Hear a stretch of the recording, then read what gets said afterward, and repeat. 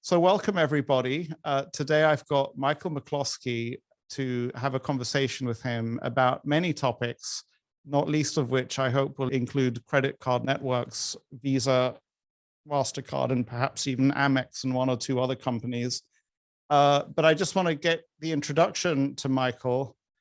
Michael, and I'm just reading this from his wonderful website. You should know who he is. Michael's got 25 years of experience in the securities industry. He's one of those few people who's a JD and an MBA.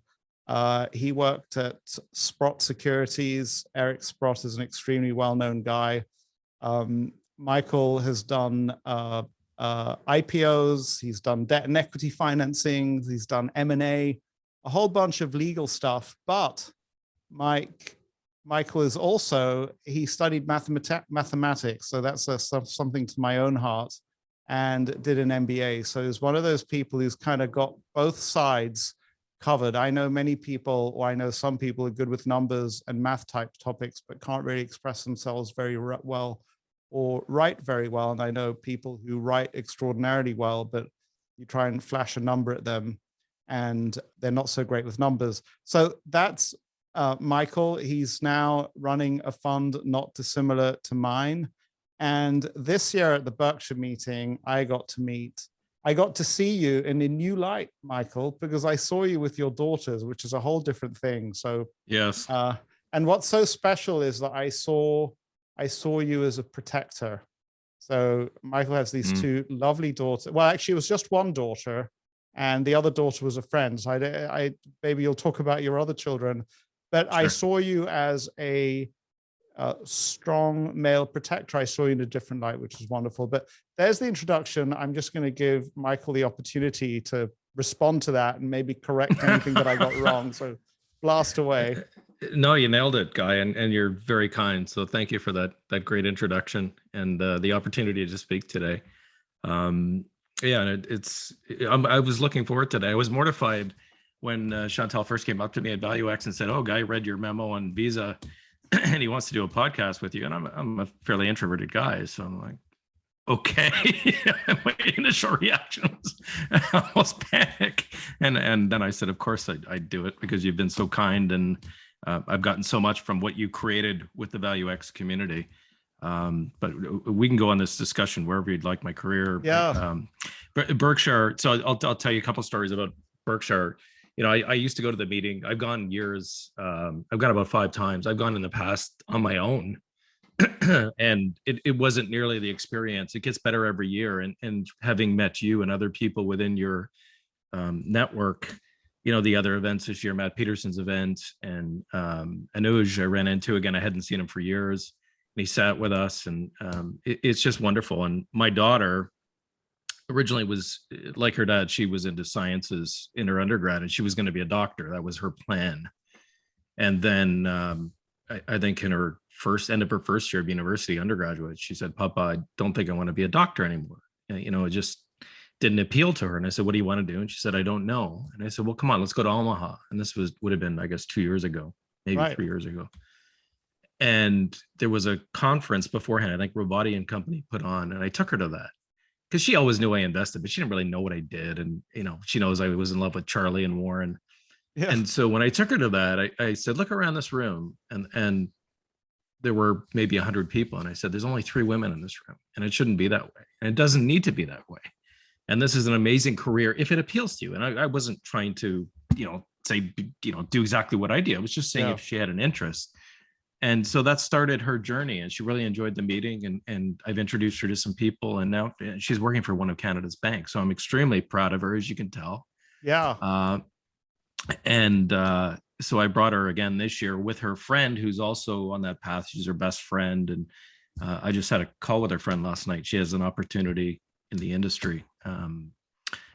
And so, yeah, I enjoy teaching. And I think that part of that is just Warren and Charlie, you know, exposing other people to the value investing religion, and I'm proud of them, and I really enjoy watching them grow up and broadening this community. And it's, you know, when I talked to them about what they enjoyed the most about the meeting, and it was the people. I mean, they were in awe of you and Chantal and Matt and all these great people, because they're so welcoming and friendly and so smart. And it's intimidating for young people when they're around these people, and they're literally in awe of you. And yet, I think most of the people in the community are totally down to earth and quirky. I would say we're all a little bit quirky. And so Berkshire and the community around it, I think you've talked about what you've built around the meeting itself. It'll be interesting to see if that continues decades from now. But, kudos to you for what you're doing. Well, that's really kind. And it may, I have a question that I won't ask you right away, which is to kind of try and figure out how you came into my life. But before we go there, and we went to the Berkshire meeting, so maybe you can give the story of your relationship to Berkshire Hathaway, how long you've been coming to the meeting, when you discovered the company, if you want to share whether you own shares or not.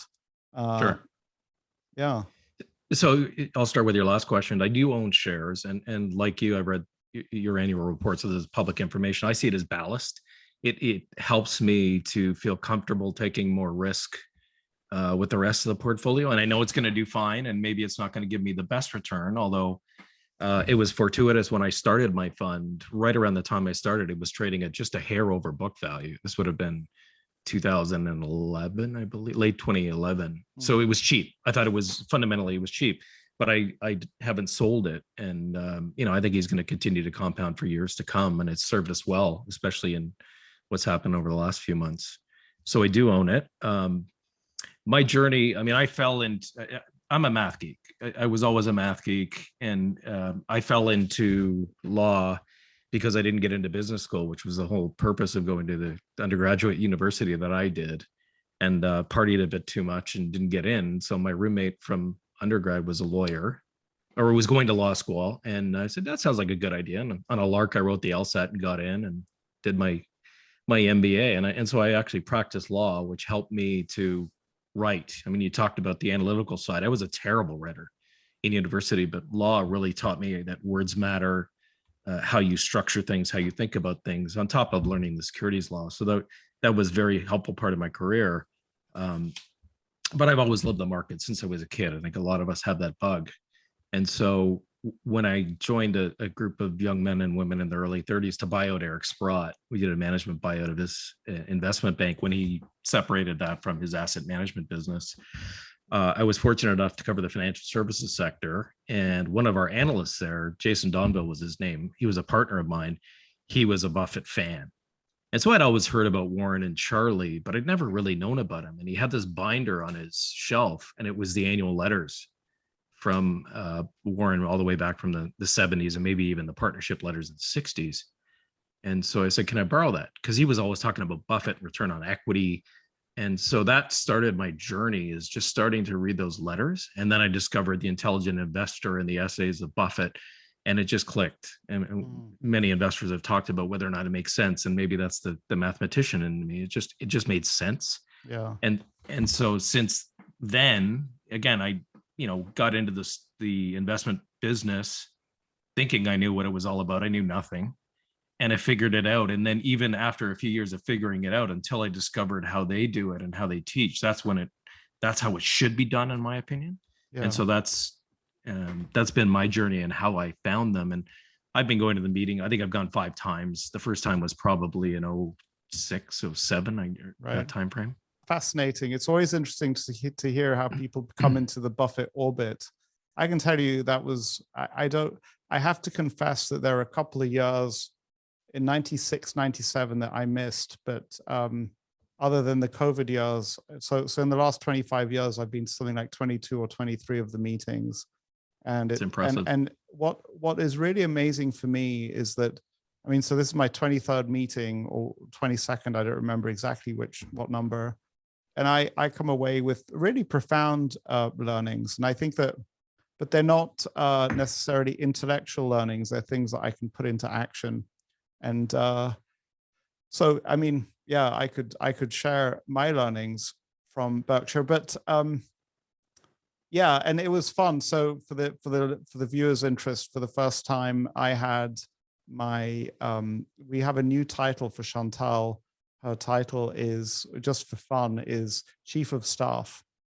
There's a story behind how he got to that. She could also have any other title that she likes, but she's extraordinarily well organized. And so we put on a meet and greet, which was a really interesting experience. It was really, really fun to do. And we will modify that next year. I can update you sometime, Michael, on how we're going to modify it. It'll be way better next time, because it was a bit of a crazy time, at least for me. And what this podcast allows me to do is kind of to grab you for like an hour and a half, or however long we get, and just ask you all these questions, grill you in ways that, and dive deep on things that I would not necessarily otherwise be able to do. Can you tell the story? The first time I remember engaging with you properly was at a Jeffersonian meal in Toronto. But Yes. Can you tell the story about how you ended up in my life from your perspective? Sure.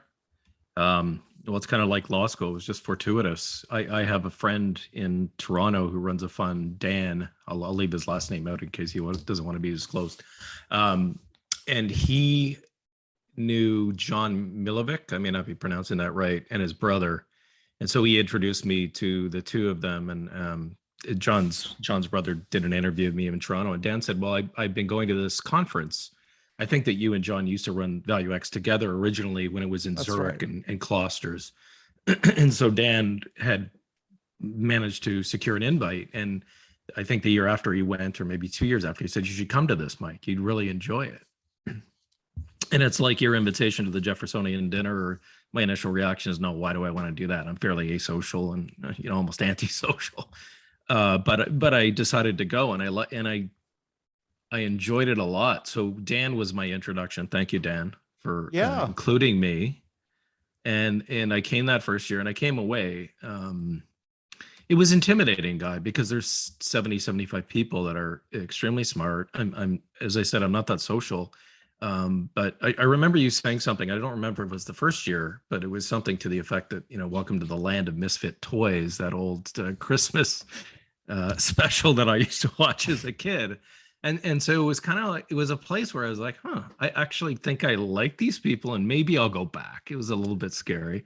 And I kept going back and working at it, because of my own personal social quirks. And now I love it. And I put in the time, and these are people that I trust. And because of the principles you've created, where it's confidential, no one's there with an agenda. We're there just to learn and help each other.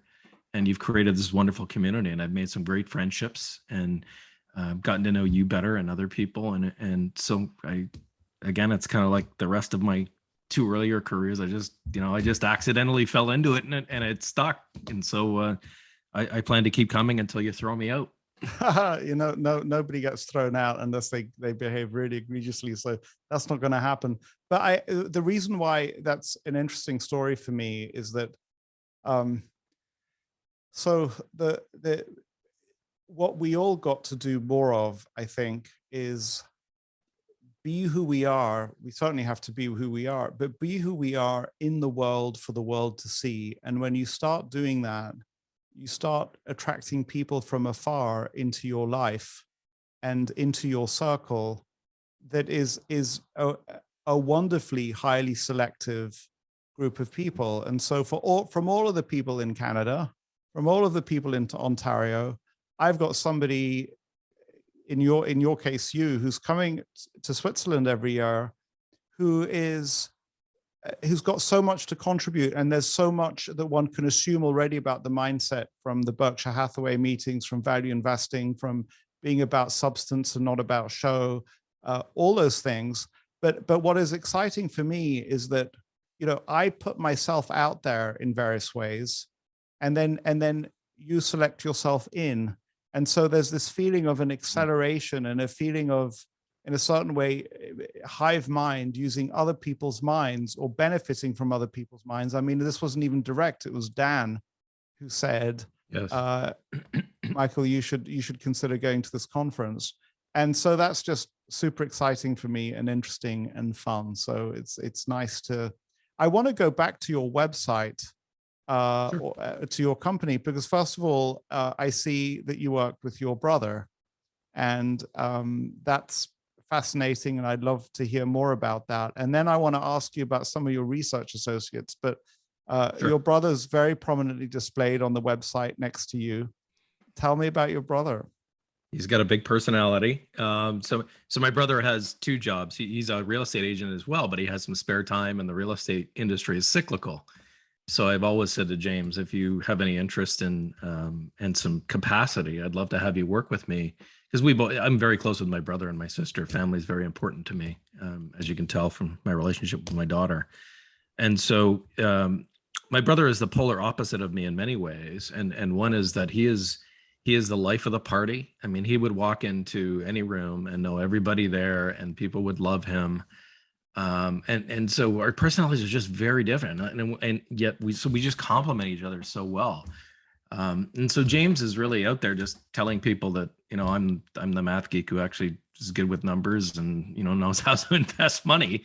And he's out there building relationships and telling people about our firm and what we do and me. And that's a part that I'm very uncomfortable with, and I can do it, but I don't like doing it. So I try and avoid it as much as possible. So, my brother's been a godsend to help create awareness for the business.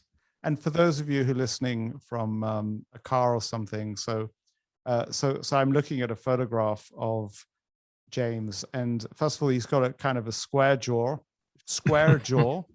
and I see in the bottom of the profile that he was a member of the Veneer Club champion football team. So it doesn't necessarily say that he's a big football player, but you see a guy who's quite gregarious, and in that way, probably the polar opposite of you, Michael. Yes. And it's funny because what you said about being out there and talking to people is something that I feel like I identify a lot with. And for the longest time, I'd have new business inquiries coming in, and I was too afraid to call them up. And and I'm still afraid to call them up, Michael. It's just hilarious. And then you're just worried of rejection, Guy, and don't answer if that's too personal. No, yeah. I mean, would you like to be my therapist? I'm sure that's a part of it. I'm sure that's a part of it. It's fascinating because when I tell people that I'm an introvert, many people are like, "You're not an introvert." But I think that the extroversion that I learned are kind of skills that I learned in order to get along in the world. Then they don't come naturally to me, if you like. Yes. And I'm much happier being a creature quietly on my own. And by the way, either now on this podcast or some other time, I believe that there are techniques that one can bring to bear on minds, to the extent that your and my mind are similar, that can help us to do better on the extroversion front. And I think that's why Warren Buffett has that. And this is this is not a new idea. I've heard it many times. The Dale Carnegie's graduation certificate, because he was also extraordinarily introverted, perhaps a little Asperger's, and he didn't know how to get along with people. And he had understood that getting along with people was part of what makes you a success in life. And then the Dale Carnegie stuff really helped him to acquire the practical tools to do it. And that's why he's so good at remembering people's names. He realized, because, Dale Carnegie has got a whole chapter on the most beautiful sound in anybody's mind is the sound of their own name. And so Warren kind of went for that. And actually, none of that stuff comes naturally to him. But there's hope for all of us. If Warren can do it, then the rest of us can do it, is what I think. So what I'd put to you, I don't know if I hit pay dirt with this, is that it's not what you think it is. So the skills so first of all, somebody like you will never have a big social battery. So, my wife and I, maybe it's like your brother and you, we have my social battery lasts about 2 hours, even the best of circumstances. Like, even if I go out with you, I'm good for like 2 hours, and then I need to go do something else. Whereas Laurie, my wife, she's good for about 5 or 6 hours or more. So I'm never going to get beyond the 2 hour social battery, but there are things that I can do to engage with people better. And part of it actually is just to select the group. So, we're all perfectly social at ValueX because we're amongst like-minded oddballs, Yes. So but even within ValueX, Guy, I won't say the name, but I was sitting beside someone I had a really good chat this year, and I hadn't spoken with him much in prior years. And during a break, he said to me, I need to go to my room for a second. I'm like, sure. And he says, I'm really introverted and I need a rest. And it was really just, that stimulation. And he knew himself. And I thought that was terrific. Like with our group, it's okay. I get it. So absolutely. People exhaust me, and I suspect that they do you. So in small doses, it works, and just know thyself. Yeah, exactly. And well, people exhaust me, but then at the same time, I have an extraordinary amount of time for total weirdos if I enjoy their mind. And so yes.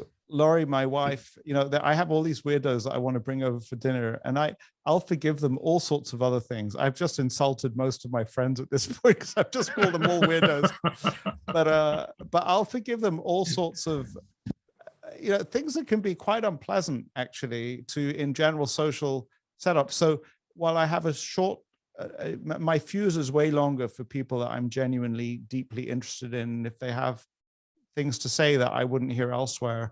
What you've described with your brother is two very different personalities who are able to get along. And I just want to honor that, because I don't think that necessarily comes easy in many families. And I'm just curious, were there ever times when you did not get on with your brother? And were there times when your rivalry was strong?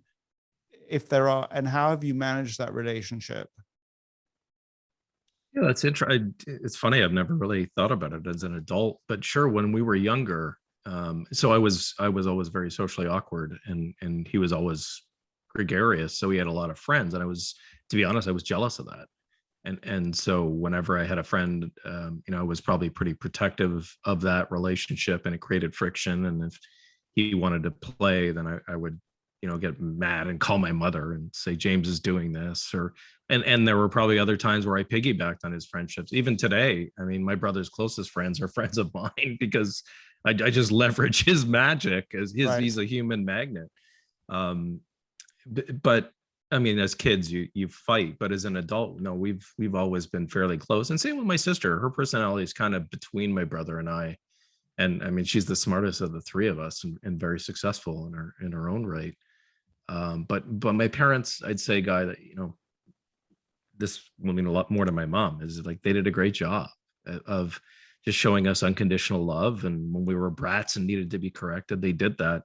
But family was very important to them and to us. And so my brother and sister and I, like, we would literally give each other our last dime and shirt off our backs. And as adults, we have great conversations because we're honest with each other, and they're intelligent, and I value their opinion. So I'm fortunate that I'm very close with my family. Yeah, it's a big part of my life. I would actually be very interested to do a deep dive with you on that, because I think that, Leo Tolstoy said that happy families are all happy in the same way, but unhappy families are all unhappy in different ways. I think that I don't know if that's true or not, but to get to a place where you're in a basically happy family is perhaps obvious to those people who are in happy families, but is not obvious to people who are not in happy families. And I happen to think that is not a given. I think that in many cases you can work at it. You can't overcome drug abuse. You can't overcome mental disease, and there are some families that are broken by those things. And I think that if God forbid violence occurs, then it may be hard to overcome those. But bar those three things, I think that you can learn to become better. There are so many of these things which are a bit like learning to ride a bicycle. And my sense is that some families get to it naturally. But if you're a family that has not gotten to it naturally, don't think that all is lost. It may be that you just, some people kind of just were lucky to be able to ride a bicycle first try. And other people need some training wheels and some coaching and some other things. And we had a family therapist come into our life in our family about 2 years ago, and he's been extraordinarily helpful. I'll name him. His name is Philip Trenchard. He's based in London. He'll be happy for the shout out. But we go to him with all sorts of things. And early on in the relationship with my wife, we learned all sorts of active listening techniques for the relationship with her. But I think when you go beyond that, I think that it's a place of extraordinary richness. And funnily enough, it's only because I'm looking at your website that I see that. So I'm going to go somewhere else on your website, Sure. which is that you got some, first of all, I love the look of the guys you got working for you. And you also put the graduates down, which I just think is lovely. So you call them alumni, which I think is just great. So I'd love to hear about your junior analyst program and the alumni of your junior analyst program. Sure. So the whole thing started in March of 2020. I mean, it was the pandemic happened, and one of my daughter's friends who you met in Omaha, Sarah, needed a job, and she has a good mind and she's a good worker, and so I said, sure, why don't you come work with me for the summer? And part of that just comes from Warren and Charlie's generosity over the year of teaching. I like to teach. I like to share the wisdom that that I didn't invent it. I'm just telling people what I've been taught by our heroes. And so subsequent to making her an offer, the government of Canada said, because of the pandemic, we're really looking for jobs for students. They're really having a hard time. And the government made subsidies available. So I said, oh, why not? Out of pocket wasn't that much. And if I can handle one, I can handle two. And then, so I made an application, and then they reached out to me and said, can you take more? So I ended up hiring 4 that first year, which was a little too ambitious because they exhausted me, and I'm in my 50s now.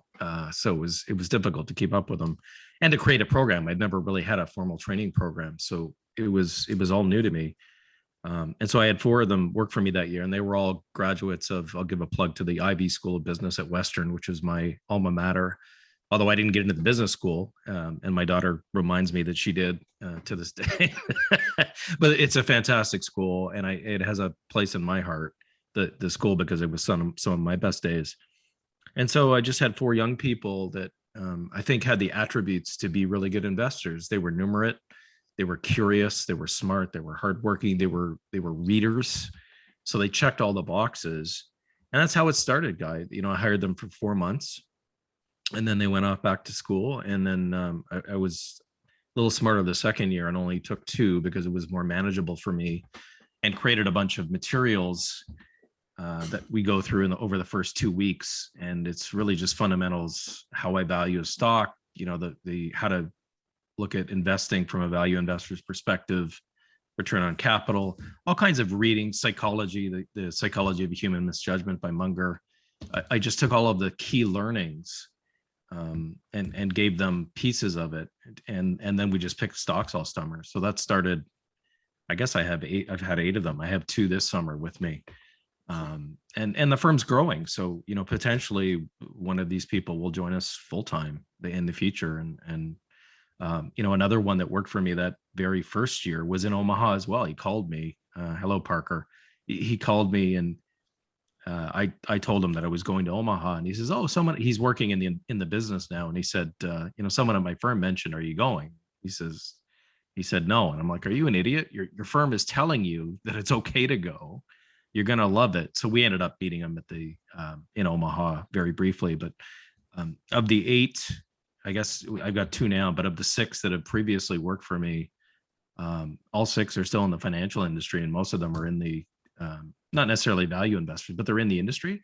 So I think I've had a good track record of identifying people with the right skill set. And when they talk to other people, they enjoy the experience. So I get a lot out of it. I really do. And I get their work product too. So, it's not charitable, and I pay them, and it's been a good experience for me, and I really enjoy it. Well, I like the title of junior analyst, because my experience that I wrote about in my book with a full-time analyst is that it can lead to difficulties in the relationship for all sorts of reasons. And the idea of a junior analyst kind of like makes it clear with the title that the professional expectation is that the person will move on perhaps to a different firm to become a senior financial analyst. And I find it interesting that Warren Buffett had analysts of various different kinds working with him, but they kind of moved on to other jobs at some point or other. So that's kind of just interesting to me. And it seems like you're perhaps following a similar kind of model. I would also tell you that I suspect that each one of these people, I mean, I wouldn't, not just suspect, you've put them on your website, so you're an ambassador for them, and I'm sure that they become ambassadors for you. And I haven't called anybody I call them interns. I haven't called them analysts, but I kind of explained to them that the benefit to me is that 10 years down the road, if they're in some meeting where my name comes up, that person will be able to say, that graduate, as you call it, or alumnus, will be able to say, yeah, I know exactly how Guy is in the office. I spent X amount of time with him. So let me tell you how it is actually, which is always a good thing. But it was really pleasing to see, actually. I really enjoyed, and you've got them prominently, so you're not kind of hiding them in the background or something. No, like I'm proud of them. that. I'm proud of them, and the fact that they're thriving. And like I said, they still call me on occasion for advice, and I like that. And it just makes me happy. I have no agenda. As you say, maybe one of them will come back to the fold eventually once they discover what they want to do, and they're just starting their journey. So I get a lot out of it emotionally, and so thank you for noticing that. Yeah, so I'm going to move on to this kind of document that you produced in 2021 on Visa. We're going to dive into, I guess you could call it a stock pick for you, but you also produced a very, very nice kind of research report that was well researched. It was thoughtful. It's dense with insight and information. I'm curious if you can tell a little bit the story of how and why you decided to make that report. So I guess we'll do, or yeah, we can dive into the rationale for Visa, and we're gonna sort of like end or take the second half of our conversation into financial services and all of that. But it's just interesting to me. You're an investor. Your clients probably don't care. They probably say, Michael, invest our money as you see fit. But you chose to write this idea up, and I'm just curious what drove that thinking. Yeah, there were a couple reasons. One of the things, this may surprise you, you talked about it a few years ago of a memo that a fellow value expert, I think it was Brian, had put out on an industry, and I think you called that a white paper. I remember you talking about it, and it was the idea of just throwing it out there, knowing that it was an unfinished document, to share with other people and get their reaction to make it better. And so I did it for a couple of reasons. One, I've been a shareholder of Visa for a very long time, and so everyone thinks they're going to be disrupted, or recently that was the narrative. So it gave me the opportunity with the stocks pullback to do a deeper dive again and say what's happening in this industry. And I find that with my personality, I like to write, not as much as our friend Vitaly, but I do like to write because it clarifies thinking. And when I'm writing a section, if I'm uncertain about what I'm writing or I'm not clear, that tells me that I don't know the topic well enough. Go back to the Feynman method. So one, I did it for my own, it's testing myself to say, do you really know what you're talking about? And if not, let's get it right before you put it out there. Secondly, there's an institutional platform called SumZero. I'm not sure if you're familiar with it. Of course. So they will give people like you and I free access if we publish twice a year, or we pay thousands of dollars. And I'm a value investor and a cheapskate, so I don't want to pay thousands of dollars. I'll put ideas out there.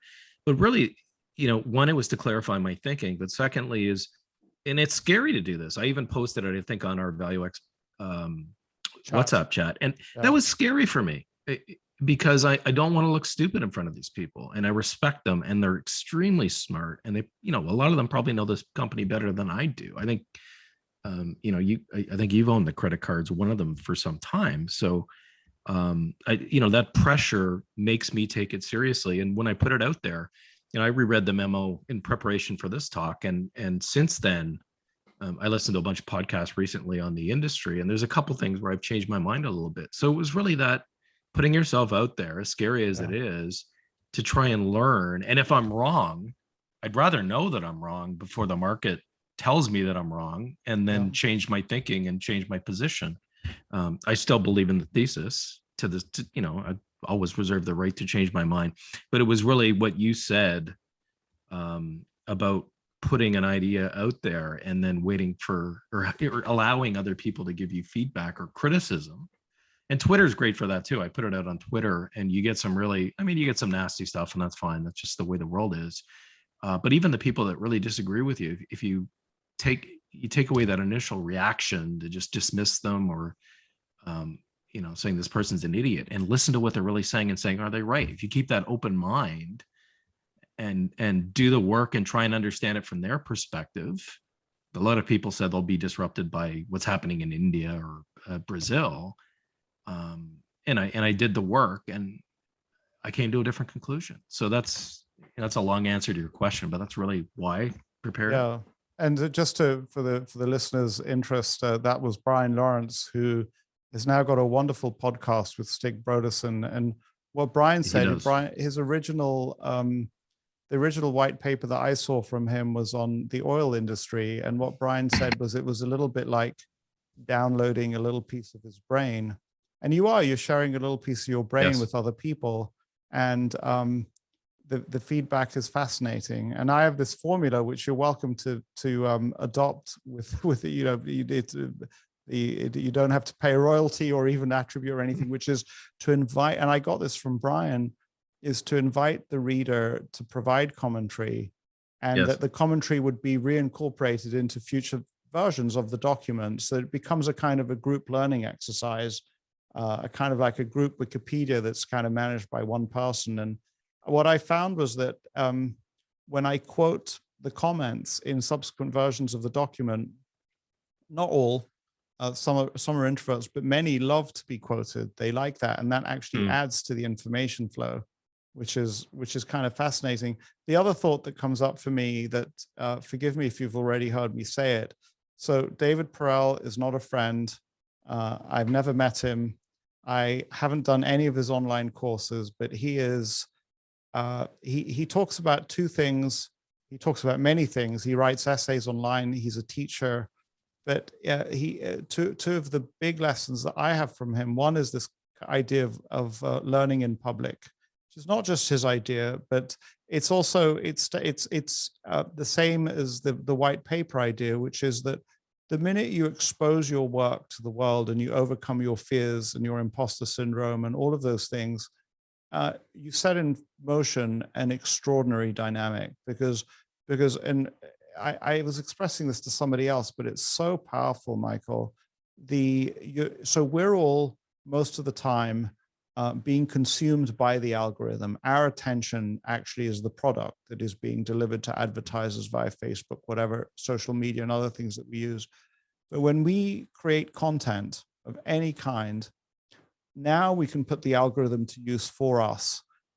Because when we post that content on Twitter or on YouTube or wherever it is, YouTube now wants to get eyeballs and will find your particular version of crazy. So they'll find, they'll find the only other person in this world who has strong family values and is really interested in the credit card networks, And so David Perel has this wonderful chart in which what technology does is that the average gets worse, but the people who are good get really, really good. And he kind of talks about this, for example, in dieting habits in the United States. So a lot of junk food in the United States, and a lot of people have very, very bad health around bad eating habits. But you also have in the United States some of the fittest, healthiest people around. So the people who focus on the right things can get the very, very best. So the way we benefit from this new environment is not by allowing it to consume us and deciding who we want to be and then putting ourselves out there. So I want to honor that because having, it's easy to talk about it, but it's really, really hard to do. Just briefly, it's in the same, I talked about two lessons from David Perel. The other thing that David Perel says is that never before has there been such an extraordinary return to writing.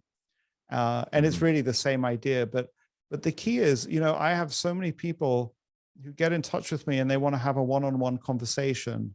And what I want to tell them is, write your questions down, write your thoughts down, and don't just expose them to me. It's a very inefficient way to talk to somebody or to engage. You sit down and who knows how many people have read your visa write-up. I'm sure many. And I'm actually curious, tell the story of the document. Who did you meet through the document that you have not met otherwise? Well, Twitter is an amazing resource. I think they call it FinTwit. People like us that use it to help us with work, and complete strangers have read it and provided comments and even direct messages privately where we've talked about the economics of the business or what's happening in the industry. I don't really have much of a social media profile. I mean, I put things out there, but I probably added 100 and something followers right after the memo went out. So somebody's reading it. Most of the comments were very respectful, and some people agreed with me and some didn't.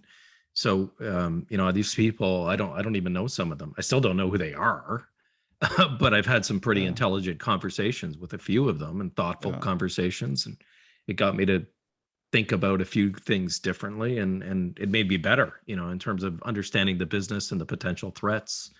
So, and Value X, there were a few people that, when I shared it, came back with different thoughts, and some people in our community look at some of the disruptors like Adyen and Stripe. So I'm still learning, but I got something out of it. Once you get over that fear, like you said, and you put yourself out there, it can be very helpful. So I hope you'll forgive me for these questions. I'm curious why you did not put a mailing email address for yourself or somebody at your firm in the document, or is that an oversight? Well, I don't even know if it's an oversight. I guess the way I figure it is, if someone wants to find me, I'm out there. It's pretty easy for them to find me. Find you, and I'm not really putting this out there for the purpose of marketing that, I'm some genius and this is a great stock idea. It's really, I'm there to give you my thesis and share my thinking on the name. And if you can come back to me with something different, then that's really what I was looking for. I wasn't looking for customers by putting this out there. And if I get one, terrific. But and maybe it's, as my brother would say, I'm just a bad marketer. I probably should have had my name. So now maybe I'll without you requesting, I'll be your therapist for a second. And so the audience, I don't know if the audience will see how. So isn't it fascinating? I'm imagining our audience here with me, how you went straight to associating putting your email into the document with marketing, which is funny. That might be a consequence, but I believe that out of the, they say if you get a letter written to you, 1,000 people thought the same thought. That's something I read that somewhere. And what I would suggest is that there were many people with other comments and interesting comments and insights, but they didn't rise to the level of wanting to figure out where to find you. But if they could have just clicked on an email, they might have written, "Hey, I'm the CEO of Mastercard. I'd like to talk to you," or something like that. And so it's really not so much about marketing your fund. It's about actually generating more conversations, more interesting conversations. And so for what it's worth, I have, I think it's a really wonderful piece. And by the way, that's what prompted me to want to talk to you. And I can talk a little bit about, well, I've learned that in podcasting, you don't want to talk to people who haven't written something because they haven't figured out their thoughts. So now you talk to them and they're kind of not clear. Was when people have written something, and by the way, Michael also writes a wonderful investor letter, then you know that you're going to get something really good. But so in my experience, when I go to the effort of producing a white paper myself or in collaboration with somebody or with a third party, not only is their email in there, but I actually want to capture every single time somebody sees it, because it's kind of like that person looking at it may not realize it, but they're part of my future, so to speak. I don't know when I might want to email that person and say, "I know you looked at my white paper on zero management fees, and I thought you'd be interested in this, or I'd like you to respond to something." So interestingly enough, one of the people at this year's Value X, for the benefit of the audience, is somebody, he's in the public domain, so no problem talking about him. His name is Syed Balki, and he did a review of our website. He's the CEO of a company called Opt-in Monster. And he the first thing he said, so you think, so he said, you're not capturing 90% of the visitors who come into your website. And my response was kind of not dissimilar to you. I was like, well, they're all riffraff anyway. And he was like, yeah, and I don't want to capture them. And he said, no, you're wrong. You do, because you don't know when, you're playing the long tail, you're playing a numbers game. So, but so we could go on and on about it. I think that, I'm sure that by Googling or Twitter or going to GreensKeeper website, you'll be able to find Michael. And you should, if you have any interest in payments networks, credit cards, and various other topics associated with it, you should read it. So I'm going to dive in with a bunch of questions that I have, if that's okay with you. And just to set you at ease, I am not, this is not like the the interrogation, it's like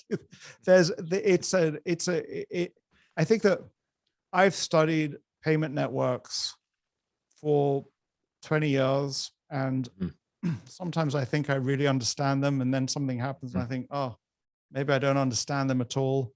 And so maybe that's the first question I'll ask you. So a company that I follow quite closely and I have enormous amount of respect for them is Ruane Cunniff.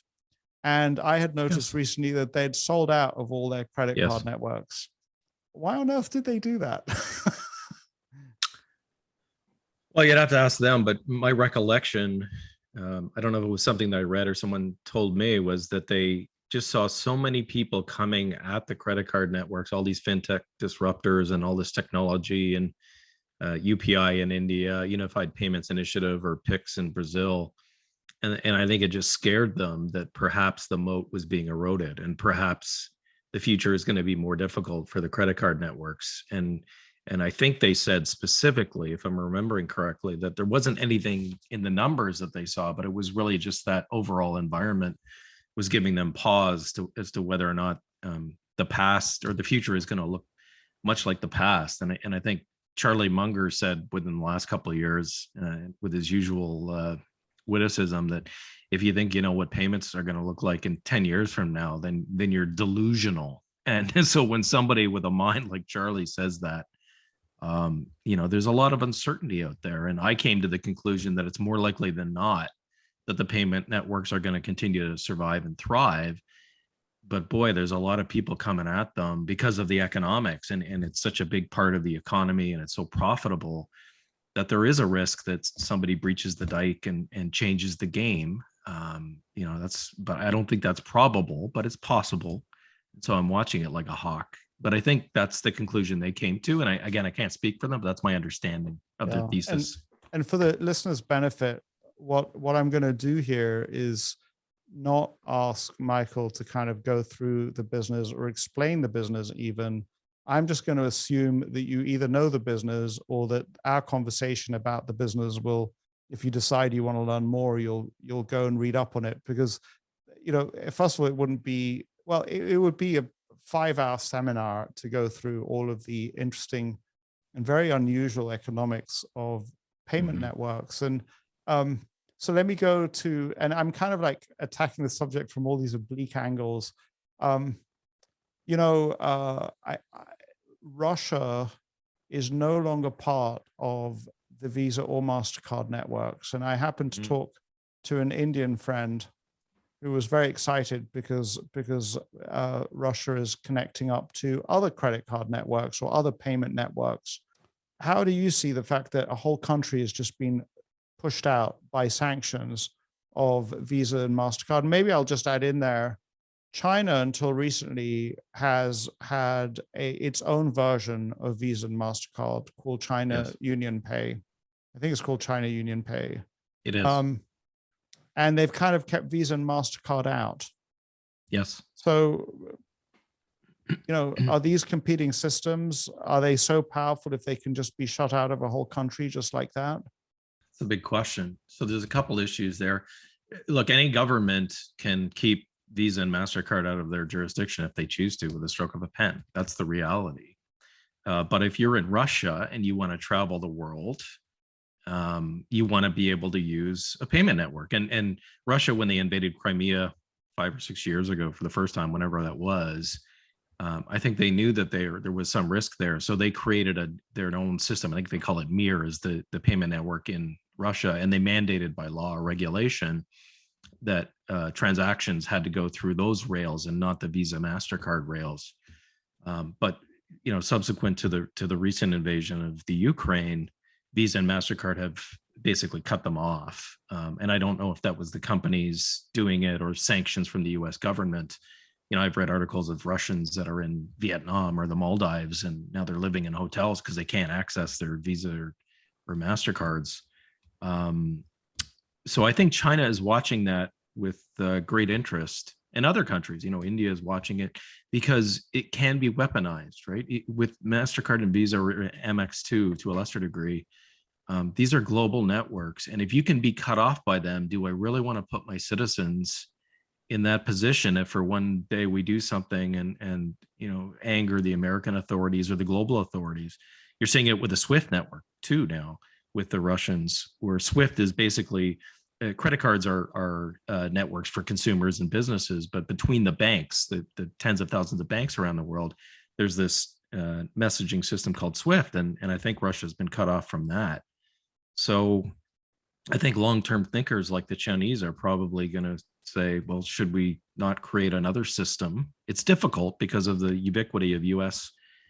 Payments and the strength of the U.S. dollar as a reserve currency, but not impossible. So that is a long-term risk.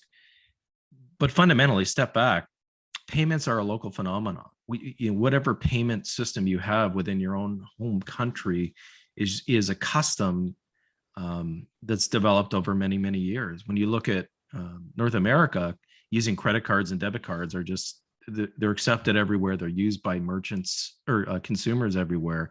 That's the benefit of the network effect. When I pull out my wallet and take out my Visa or my Mastercard, I know it's going to be accepted pretty much everywhere. I know what I'm getting.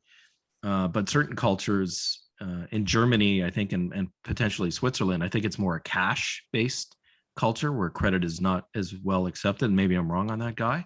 And then you go to places like India where you've got a big rural population, not as wealthy as the West, and you have plenty of unbanked people. So that payment system hasn't really existed. And you have the small kiranas or shopkeepers. They don't have the margin to give that funds the credit card network. So every country is different. But if you're a consumer and you want to travel the world, so you talked about China Union Pay. Yes. So they kept out Visa and MasterCard because they wanted to build their own home champion, China Union Pay. But when a Chinese traveler travels outside China and wants to use their China Union Pay, China Union Pay doesn't really travel the world unless they connect to the Visa and MasterCard network, which is what they've done. So when you present your credentials, it just piggybacks on those rails, because it's very difficult to build that network effect globally across, tens of, well, I'd say millions of merchants and hundreds of millions or billions of consumers. So the fact that it already exists everywhere, most disruptors just tend to latch on to their system because it gives them distribution and solves that pain point. I mean, these networks have built up since the 1960s or whenever it was that they launched in California. There's this amazing phenomenon. We all know it through the QWERTY keyboard. And we could all get a Dvorak keyboard if we wanted to. And apparently Dvorak is far more efficient. And I don't know one person who's actually used a Dvorak keyboard because, and the QWERTY keyboard is demonstrably inferior in all sorts of ways, but it's become the standard. And that's different to just choosing to drive on the left or on the right. This is kind of like, it's demonstrably worse. It's not actually clear to me that the way payment networks, the Visa and MasterCard payment networks work is demonstrably worse. I studied economics for the last 2 years of my undergraduate degree, and one of the areas that I enjoyed very much was financial economics. And what I experienced or learned around credit cards or plastic that you pull out, payment systems, is that there's some incredibly subtle and complex economics at work there. And just to share with you and the audience, cash requires you to have cash balances. If you have a credit card that is either, you have some bank saying that you're good for the money, and that bank is going to make sure that it finds that money from you, whether it's already in your account or you have to pay late, or it's going to charge you an interest rate. So the consumer, when he pulls out or she pulls out a credit card, the amount of cash that they have available for the transaction is predicated on the relationship with the bank. Long story short, the propensity to be willing to pay whatever it is with your card is very, very different to whether you have cash. So and a simple example would be, I'm about to buy a new washing machine, and the washing machine costs $800, and I don't walk around with $800. So now am I going to go to the ATM and pull the $800, or am I going to pull out my credit card and know that the bill will arrive in 3 weeks' time? And if I don't even have the cash then I can just pay interest until I have the cash, so I can focus on whether or not I want the dishwasher right now, rather than run around and think about it, go to the bank, all of those things. So I think that many people they see it just as an alternate to cash. They don't see that it's kind of a very, very different way of paying that's actually creating opportunities for the merchant, because it's increasing the propensity to pay. So it makes it easier for the merchant to make the sale. It's also creating opportunities for the bank, because it's creating the capacity to lend to that consumer and earn interest margin on the lending. So that's a fun little introduction, but to turn that into a question, and this kind of goes to your legal skills or legal knowledge. If you want to own any one of these credit card networks, you are constantly going to be litigated against by a whole slew of people, starting with the merchants, but also consumer groups, also public servants who kind of like, and they will latch on to some aspect. So they will latch on, for example, to the discount rate. And they'll say, you guys are taking a 1% royalty on all consumer transactions. You guys are ripping off the whole economy, you bastards. We're gonna nail you. And every now and then, I mean, there was something in Australia. I mean, it's exhausting following it. What's the answer? Is it just that when you own these companies, you're just going to be constantly doing this? And every now and then somebody comes along in a country and says, so we'll jump to, at some point, Chamath Palihapitiya, who famously said that within a year or two, the credit card networks would be dead, which kudos to you. He's talking his book. But this is not Chamath Palihapitiya. This is governments. This is powerful congressmen and senators who haul these companies up in front of committees in Congress and accuse them of ripping the consumer off, for example. So how do you approach all of that?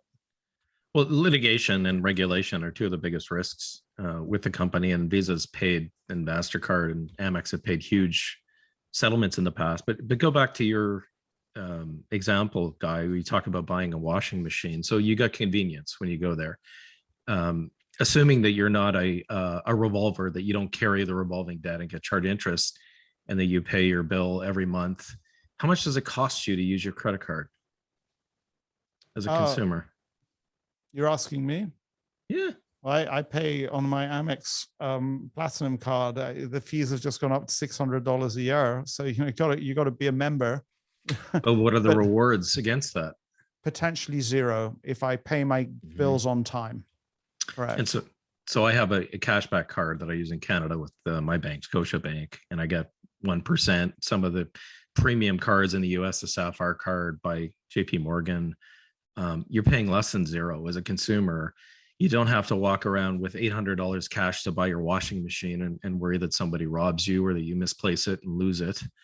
And you get money back. So there's a misperception from a lot of people within FinTwit or even regulators that Visa is taking a 1% margin out of the economy.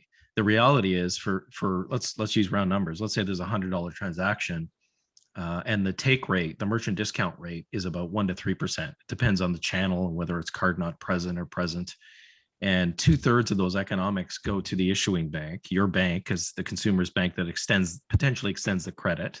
Yeah. About 1/3 goes to the merchant's bank or the merchant acquirer. Visa just sits in the middle and takes 20 beeps, I think it is. Their average transaction is something like 8 cents. but they do that about 7,000 times a second every day of every year. So I mean, it's an amazing business. But they're really, Visa's job is really to play the referee. All they want is volume. And so the merchants, the retailers don't like the system from the perspective that they're funding it. They like the fact that you as a consumer can show up and not have to carry cash, and you're going to spend more with a credit card. So they want to accept credit cards. They just don't want to pay for it, or they don't want to pay as much for it. But to the consumer, in my opinion, the consumer doesn't see the cost or care about the cost because they don't bear it. And the issuing banks are making money, that interchange is going to them. They're rebating a portion to you through your rewards, but they're still keeping some of the economics. And if you're like those 40% of credit card users that don't pay their balance every month, they're paying high interest rates to the bank, which is, as a consumer, a terrible idea. I read something in a book that I should actually give a plug. Leif Eric recommended it to me he's a new value Xer, and it's called The Payoff. And it was written by the former CEO and I think the investor relations or public relations person at Swift. And so it really talks about the payment industry and the history. I'll get the numbers wrong, but something like 40%, 30 to 40% of all bank revenue or profits are in some way related to payments. And so the regulators, you don't want to undermine your banks who are fighting money laundering. You got to know your client. And in Europe, what I understand as the book explained, in Europe, because there's been so much more regulation and interchanges come down, the banks aren't as profitable. And so they're weaker. They're structurally weaker because payments are so profitable in the West. So it's easy to haul the Visa and Mastercard CEOs in front of Congress and chastise them because that's political theater. I get it. But the reality is the system works incredibly well for consumers.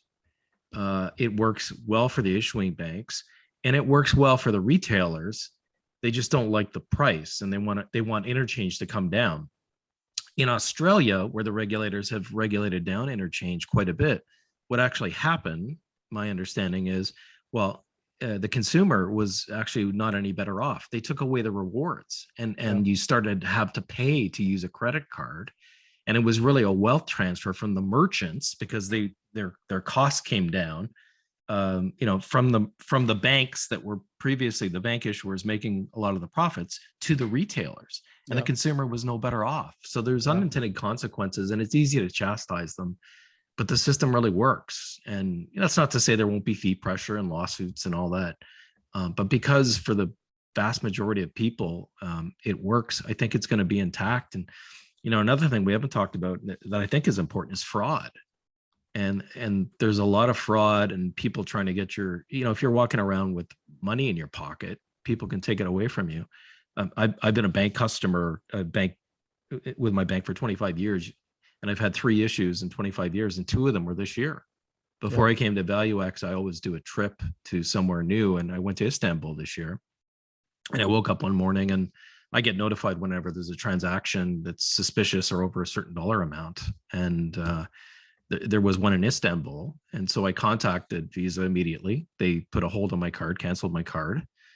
And they said, well, we'll do an investigation. And, when I get back home, every transaction that I had done on my trip was there, except for that one. And it was just gone. They didn't even talk to me. It was gone. It was dealt with. Yeah. And the second one was I was in Nebraska Furniture Mart in Omaha, and I get a charge for Walmart Canada. And, I'm a snowbird. My wife and I go to Florida for the winter, and we weren't in Canada. So, it doesn't look right to us. And I inquire, and sure enough, it's not us.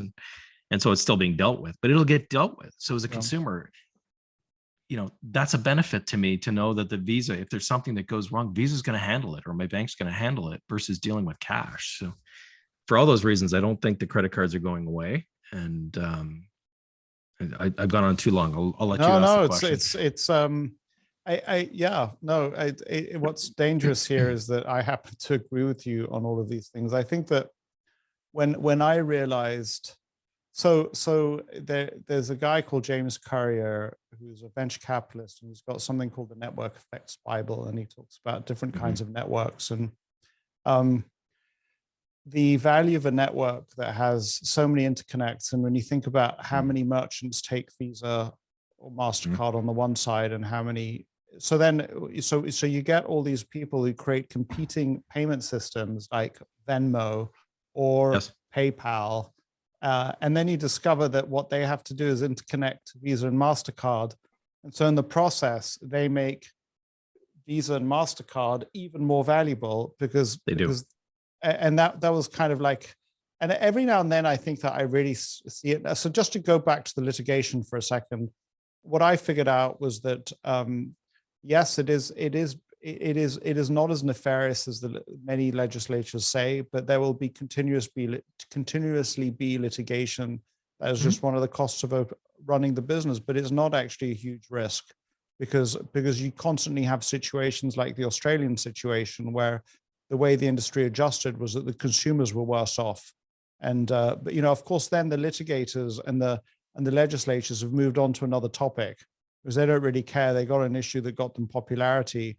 And then over the ensuing decade, they quietly reset the system, basically. So I don't think that litigation is an issue. It was a huge insight for me to realize that all of these competing payment networks end up interconnecting to the existing Visa and Mastercard network, and a huge insight for me that a bit like the Dvorak versus QWERTY keyboard, you know, if we were designing a payment system from scratch, then we might do it differently. I think that one weakness of FinTwit for me is that people come across as very erudite often, but then I realize that there are some basic things that they don't understand. So for example, many people, they completely separate out the provision of credit with payments. And they imagine payments as just cash. And they don't realize that so much of what drives spending in the economy is the capacity for somebody to step in there and say, the credit is good. There's going to be a mismatch between when the sale is made and when the cash is received, and I'll step in and make good on that. And you can trust me. And I have enough knowledge of both parties. That's an enormous value to the economy. But so let's, at risk of, well, you won't go down this rabbit hole, but other people might have. How long have you how much time have you spent thinking about whatever potential challenge crypto or blockchain has to the credit card networks? Well, I certainly gave it a lot of thought when the stock sold off and there was a lot of chatter. But I think about it every day whenever I see something new. And you know, Visa talks about, I know Visa better than I know Mastercard. They talk about being a network of network. Whenever there's a potential threat, they just latch onto it and they plug it into their network. And whether it's Bitcoin, enabling Bitcoin, if you're a buy now, pay later, you know, 2 years ago or a year ago, everyone was talking about them displacing Visa or Mastercard. They do something useful. They provide that credit that you're talking about at the point of sale. But again, they have to sign up every single merchant in the world. So most of them have just partnered with Visa and Mastercard and you know, use their ubiquity to distribute their product. And those businesses, you know, we don't have to go through the economics, but I don't know if that business model works in a rising interest rate environment because there's a lot of losses. But Visa just talks about latching onto every potential threat, whether it's open banking. You know, they tried to buy Plaid and the government blocked that. So they bought a second tier competitor called Tink, or I shouldn't call them second tier, a smaller competitor called Tink that was less of a leader in the industry. So they're just going to continue to play to their strength, which is we have this powerful network, and most potential threats I can add to what you're doing and you can add to what I'm doing. And that's how they transact in the market. And the regulators, sometimes they'll block these acquisitions, but they're going to be very tough to displace, in my opinion. If you go to companies like Buy Now, Pay Later or Afterpay, or if you also go to a company that a member of ValueX has talked about, Cardlytics, these are companies that, as best I understand, are kind of closing the loop in that you have on the one side the banks and the consumers, and you have on the other side the merchants, and behind them the producers. And Visa and Mastercard sit between those two. But then if you take Cardlytics is taking information from merchants and finding a way through to the consumer. In the case of Cardlytics, they develop relationships between merchants on the one hand and banks on the other, and enable the merchants to advertise, or the manufacturers to advertise directly to the consumer, in the same way that what kind of got my mind with these Afterpay type companies is that they're able to offer, they're able to look into, or the manufacturer or the retailer can look into their gross margin and use some of that gross margin to fund the purchasing transaction. So so I think that every time this happens, I get fearful, because they're kind of bypassing Visa and Mastercard. That's kind of, I guess what I've just done is give you my understanding of it. I'm curious, you can then either correct or update my understanding with your understanding, and then tell me how you've thought about these things. Yeah, so buy now, pay later, my understanding is that they take about, I'll use Afterpay because I believe they're the biggest. So we talked about the merchant discount rate being 1% to 3%, depending on the industry. My understanding is that the merchant discount rate, or whatever they call it for buy now, pay later, is actually higher. So why would the merchant prefer that? Well, they get data, which they don't get with Visa and MasterCard. But more importantly, I've read or I've heard on a podcast that the amount of the spend that the consumer, he or she makes, is up 20%. So the economics make sense for them. But buy now, pay later, so they then have to talk to every single merchant that wants to offer this, if they choose not to partner with Visa and MasterCard. And as I've said, many of them have. Visa and MasterCard have come out with their offerings, or buy now, pay later companies can issue a Visa branded MasterCard and still provide, they're in effect becoming a card issuer. Yeah. And secondly, when you do buy now, pay later, it's something like you pay in 4 installments over a month and a half. So think about that, Guy. If you buy your washing machine and you are a regular payer of your credit card, you're going to end up paying your balance within 30 days, give or take. Whereas with buy now, pay later, maybe you get an extra 15, 20, 30 days. What's the difference?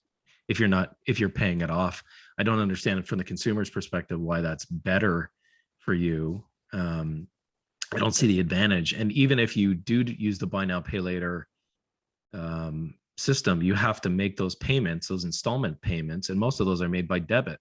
So for Visa, I understand that the economics are actually better for them because they get 4 transactions instead of the 1. Right. And so going around, you still have to move the money, and the easiest way to do that is through the existing network. So I don't view buy now, pay later as a threat long term. Maybe I'm wrong. And it's tiny. Like, it's a $200 billion industry, and Visa's it's growing fast, but Visa's gross volume through their network is something like $10 trillion. And again, these buy now, pay later companies aren't making any money at present. So maybe the VCs will get tired of funding them at one point, or the public will get tired of funding them, or maybe they'll find a business model. I don't know. But I don't worry about them too much. There's one of the early employees of Stripe is a guy called Patrick McKenzie, and he lives in Japan. And you're smiling, so you've obviously read some of his things. His blog is fantastic. Yeah, it's kind of like, Michael, there's you and me, and then there's people like Pat McKenzie, and I just wish I had a few of Pat McKenzie's brain cells. I'd just do fine with that, But he's actually done an incredible takedown of Tether. He kind of analyzed Tether, and I think that probably Pat Collison, who's the CEO of Stripe, asked him to look at whether Stripe should interconnect to Tether or not. And I think that based on his analysis in 2019, I'm so impressed with the guys from Stripe. They're just like, no interconnect to any crypto, as I understand, from Stripe. He did a takedown of Tether, which is just great. And if somebody emails me, I can send you the link. It's still up on his website. But he also did an analysis of these of Afterpay. He basically said, look, it's consumer financing, and he did a careful analysis of what is going on with the pricing. And he said, this is actually credit card consumer debt. I mean, the consumer is effectively paying. It's not as bad as payday lending, but you're paying a high implicit interest rate when you look at the fees and all the other things that happen, but it's just sort of hidden. and allows the consumer to think in terms of 4 interspaced payments, but it's a financing thing. So but if you pay on time, you don't pay an interest rate, to be fair to them. you don't pay an interest rate, but the manufacturer or the retailer is paying the interest, and you're effectively paying it through the gross margin on the product. So They mark it up. They didn't have to discount it as much as they would have had to discount it. We would have to. I would want to have read so as you can see, I do not have the details of his analysis in my mind. He looks at the relationship between Afterpay and the manufacturers producing the product. And what Afterpay does is that there's an implicit price. The question to the manufacturer is, this marginal consumer that wouldn't buy the product if they had to pay in full up front or just had their credit card, but who might pay using an Afterpay solution, how much of a discount are you willing to give us Afterpay in order to make that happen? And then so the manufacturer will create that discount, which is the implicit interest rate on the sale. And it's hidden from the consumer in a certain way, it's hidden from us. But Patrick calculates that implicit interest rates, and he says it's as high as any credit card lending. So, which is kind of fascinating. And I think that you make a really, really good point, and it's an interesting point. It's a point that we lose so often, which is that the scale on which this is happening is so infinitesimally small in comparison to the gross market volume that these companies are doing. So you just stated a number, $10 trillion. That is, I think the US GDP is $20 trillion. So kind of that implies that sort of half of expenditure that is happening in the United States is happening through, were you quoting Visa in this case? Yeah, that was just Visa. I think they do about 10 trillion. And I think global GDP, this is 2020 number, is about 85 trillion. Yeah. So I don't know what Mastercard's volumes are, but a big portion of, what do they call it? Consumer spending is going through the card rails, and they're just taking a clip, and it's growing fast, and they've got tailwinds from consumers switching to online purchases and switching away from cash. So it's an amazing business. Does the high valuation or the high apparent valuation? So anytime you own one of these businesses, you kind of looking at a kind of a very steep, and sort of like you look at the reported earnings, and then you look at the market cap, and you go gulp, or I go gulp. How does it make you feel? Well, the first time I bought it, I think it was Visa. Paying 20 times earnings. I mean, it almost made me throw up. 20 times, that's nothing, man. Well, that was 10 years ago. So there's a couple things. One, I think they're under earning today because cross-border travel in particular, that's a very profitable segment for them. They make some FX on that. And that's depressed because of what's been happening with the pandemic. So I think that's going to normalize. But these businesses are never cheap. But then if you're going to hold it for a very, very long period of time, which I intend to, if my thesis is right, go back to something that, I don't know if it was Buffett or Munger said, that ultimately the return you're going to get is more a function of the return on the invested capital or the return on capital of the business, and less the initial purchase multiple matters much less depending on the compounding. And these are compounders, and they don't require much capital to run. Unfortunately, they can't reinvest. They make some acquisitions, but it just spews free cash flow, and they pay a small dividend, and they keep buying back their stock. So the valuation's tough because it's never cheap. I think it's undervalued slightly, but it's not cheap. And so I'm prepared to own it. Now, I wouldn't put 10% of my portfolio into it because I think there are better things to do, but I think it's a pretty good place in an expensive environment. When I was looking at it, that was pre the market pullback. There wasn't a lot, or at least I couldn't find things that I thought were intelligent, and I had already owned it for a long time. So I really just added a little bit to my portfolios, but they're rarely cheap. I think that so two things arise for me from that. One is that it's a really hard lesson to learn that, I mean, there are studies that have been done of 100 baggers and long-term compounders. And the fact of the matter is long-term compounders are almost never cheap, never. So if you want to own a 100 bagger, and you're an investor who cares about the price, we care about the price we pay for something because we know that that's important, then you have to find some way to be willing to pay up, basically. And that's an extremely hard lesson for me to learn. For what it's worth, we're talking at a time when many tech investors have been hammered in the market.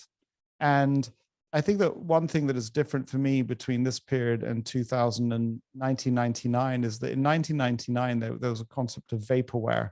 There were companies that they'd raise money and all they would do is advertise that they had some great product and never even had a product. Whereas I think that so many companies today are really quite extraordinary. It's just that the people who are getting killed just paid too much. So on the one hand, you got to pay up for compounders. On the other hand, if you pay too much, that's not going to work out for you. Figuring that one out is the name of the game, which is extraordinarily hard, isn't it? It's very hard. And one of the things I love about this business is sometimes you can study these companies and not necessarily transact on them today. My two summer students or interns this year, I said, if we go through the summer and we don't buy anything, that's okay. But if we go through the summer and can't identify great businesses that we would like to buy and the price at which we would like to buy them, then that's a failure. And so our job is really to build that watch list. And then I call my assistant, Michelle, and say, Michelle, set a stock alert for this price. And then one day you just wake up and something's happened. And whether it's the salad oil scandal that Warren had, it doesn't matter. Something could happen to these businesses. Something happened to the rating agencies in 2008 where they just came into your strike zone. And then you just update your thinking to say what's happened to cause this sell-off. So you don't have to own them today. The hardest part about these great businesses, Guy, at least in my experience, is just finding that entry point. Yeah. And you got to look around the environment and just be ready when the time comes. And I'm paranoid that there's still so many great businesses out there that I haven't done the work on. Yeah. And I want to be ready for when I get my chance, because then once you own them, you compound them. I mean, somebody complimented you online that they were impressed by the low turnover, the ultra low turnover in your portfolio. And I think that's fantastic because you own these great businesses that are compounding in value. Yeah. It's just hilarious. An interview appeared in MarketWatch today, and the first quote was, he says, your portfolio is barely turned over. And my response to him is, it's pretty pathetic, isn't it? But it's not. It's lethargy bordering on sloth. Isn't that the line that Warren or Charlie uses? Well, one of the stocks in there is American Express. And I'm curious because so I'm curious the choice for you ended up writing up Visa, and I presume that's the one that you own. The choice between Visa and Mastercard at the time, but then also, would you ever consider, or did you consider American Express and or Discovery Financial Services? Sure. So full disclosure, I own AmEx. I don't own it as large. It's a more complicated business because of their closed loop model, and we don't have to get into the mechanics. And the lending. It's a harder business to understand, at least for me. But Michael, the mechanics of the closed loop business is just so great. Anyway, I was just reviewing one of their presentations that we could dive in, but sorry, I interrupted you. Back to you. No. It's an amazing business, and it's a special brand, as Warren says. So I do own it. I don't own it in as large a position just because I struggle sometimes to understand the business. I mean, it's complicated as a regulated bank and with the balance sheet that they have. I've never owned Mastercard. At the time I bought Visa was cheaper. And Mastercard, as I understand, grows a little bit faster because of where it is in the world. And so you and I should probably talk about that offline, because I'd love to learn more about Mastercard. I don't know that business as well. Discover I've never owned, and I've never done a lot of work on it. To me, I just don't. Again, I'm ignorant. I may get this totally wrong, guys. I think that they're a more U.S. centric, and to me, the brand is not nearly as good as a Visa or a Mastercard or an AmEx. And so I'm a bit of a chicken when it comes to investing. I usually prefer to own best in class And even when I look at the margins between Visa and Mastercard, Visa has better margins, and I don't know if that's because they're bigger, or something else, or maybe I'm missing something. But no, I've never looked at Discover. So I looked at Discover at first when it was spun out of Morgan Stanley, Stanley, and of course, even then, actually, interestingly enough, I said to myself, this is a network. This is fascinating, and the kind of the dream or the possibility for Discover was always that it would hook up with, say, China Union Pay and form a global network, because you're right, it is in the United States only. And they work really, really hard to keep that network going. So they have to offer more all around in order to make it interesting for the consumer to use it. And you have this, on the one hand, we're Avis, we try harder, but there are these industries where the number one and number two do really well, maybe number three, but at some point it drops off.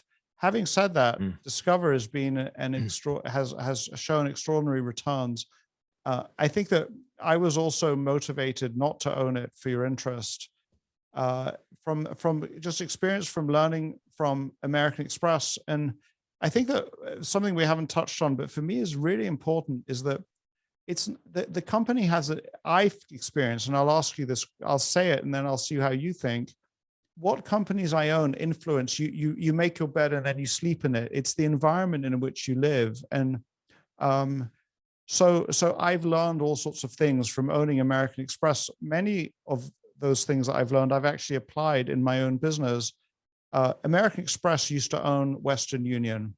Western Union, a nice way to put it is it's in the remittance business. A not nice way to put it is they rip off people who don't deserve to get ripped off. And it's not as bad as payday lending. And the answer from Western Union is yes, but they need the service, and that's just what they're willing to pay.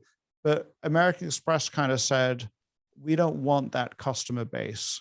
We're always happy to give that customer base to somebody else. We want a very small number of business owners, high net worth individuals. We want it always to be exclusive. Western Union won't be able to do that. Neither, by the way, will Discover. And so kind of like, even though it's had extraordinary returns, do you want to own something that, I mean, Western Union, I don't want to own Western Union in part because I think they rip people off. And Discover doesn't rip people off, but it's just more of a lending business than it is a network or another kind of business.